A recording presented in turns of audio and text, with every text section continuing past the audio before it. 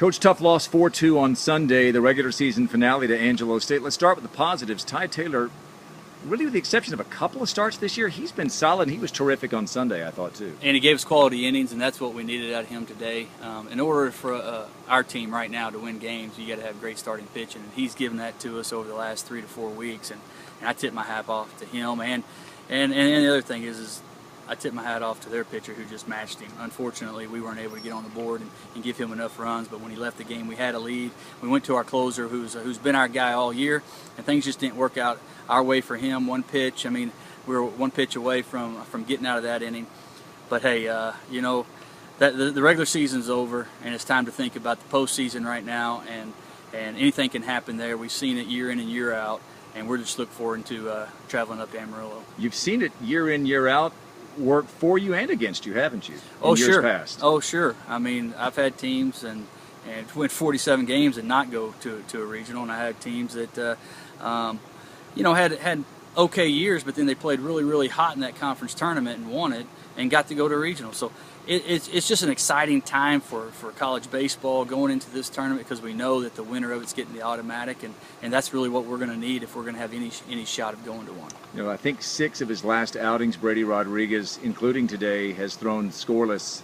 Has thrown a scoreless outing. Today was not one of those, and yet I've got to believe this weekend up in Canyon, you'd give the ball to Brady Rodriguez every day with the lead. That's our job. I mean, that's the job of our pitching staff, is to get the ball to Brady 8th or 9th inning with the lead and let him run with it, and that's what we're going to do. We're going to continue to do that. When we've done that, we've been successful, and Brady's been a great leader on our team, on our pitching staff, one of the best athletes we have.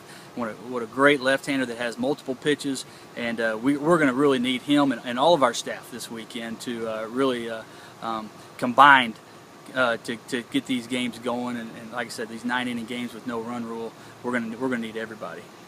So we found out just moments ago that West Texas A&M defeated Eastern New Mexico. WT will get the 4 seed. They'll play Angelo State.